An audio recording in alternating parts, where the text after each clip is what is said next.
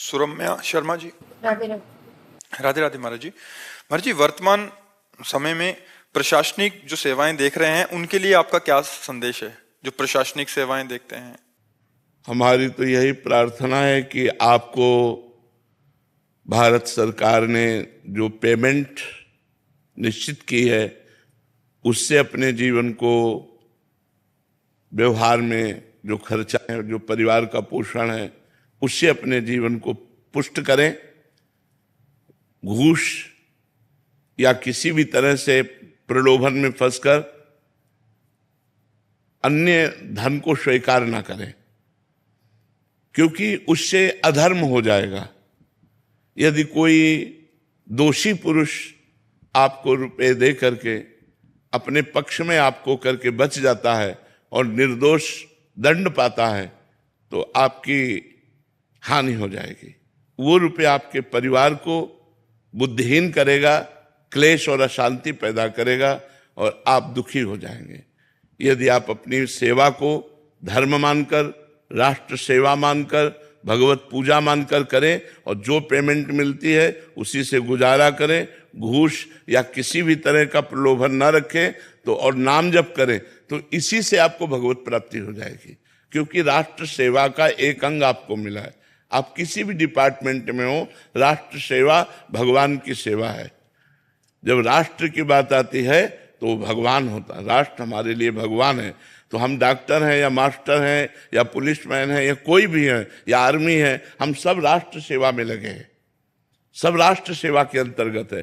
तो जो भारत सरकार ने हमारी फीस निश्चित कर दी है कि तुम्हें प्रति महीने इतनी पेमेंट मिलेगी, हमको चाहिए अपने पेमेंट से गुजारा करना, नमक रोटी खा के, भले साइकिल से चलना पड़े, लेकिन धर्म विरुद्ध हम बिल्कुल आचरण नहीं कर सकते।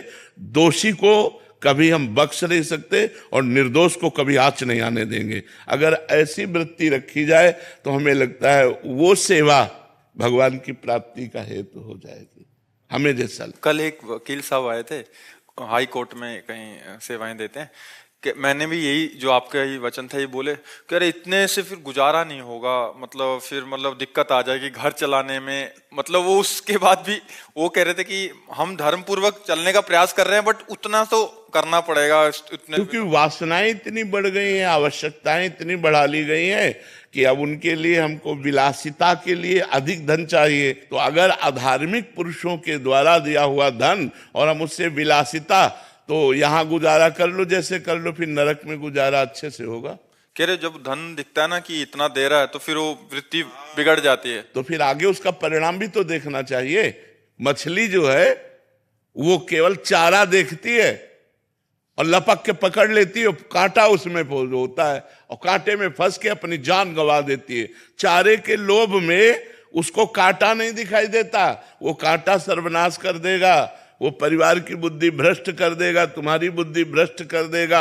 आखिरी परिणाम विनाश ही होगा। लिख लो, अधर्म के द्वारा किए हुए कार्यों का परिणाम विनाश होता है और धर्म के द्वारा किए हुए कार्य वर्तमान में दुखद हो सकते हैं, लेकिन परिणाम में वो सुख प्रदान करने वाले होते हैं। अधर्म के द्वारा किए हुए कार्य वर्तमान में सुखद दिखाई दे सकते हैं, लेकिन परिणाम उनका दुख होगा। पक्का समझ लो, शास्त्रीय सिद्धांत है, भागवतिक सिद्धांत है, इसमें कोई गुंजाइश नहीं है। आप ये देखते हैं, कहने की बात नहीं है कि चंद रुपए के घूस के प्रलोभन में कई अफसर, मतलब उनको अपमानित करके उनको कार में बैठाला गया। उनकी पढ़ाई, उनके माता पिता का गर्व, उनके रिश्ते नातेदारों का गर्व सब मिट्टी में मिल गया चंद रुपए के घूस में। वर्तमान में अगर हम प्रलोभन ना करें और धर्म पूर्वक चलें तो गौरव है, उसमें गौरव है। और धर्म पूर्वक ना चल करके आज नहीं तो कल हम अधर्म में पकड़े जाएंगे। 100 चोरी नहीं खुली तो 101 एक के ऊपर बड़ो खुल जाएगी। 100 तक भगवान ने शिशुपाल से कहा हम चुप है, 100 के ऊपर बढ़ोगे तो हम सुदर्शन चक्र का प्रयोग कर देंगे।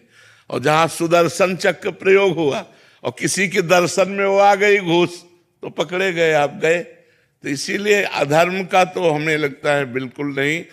प्रशासनिक कार्यों का जो आपको जिम्मेवारी मिली है वो बहुत बड़ी जिम्मेवारी है, हमारे समाज की बहुत बड़ी सेवा है।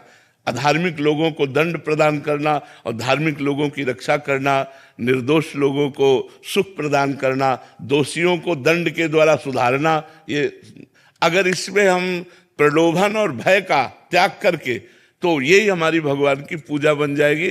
तो भगवान की कृपा से बात बैठती दिमाग में, नहीं तो धर्म भूल जाते। ठीक बात है, वो वकील ठीक कह रहे थे। मतलब अच्छे वो सुनते हैं आपको, बट कह रहे मतलब फिर वृत्ति चेंज हो जाती है।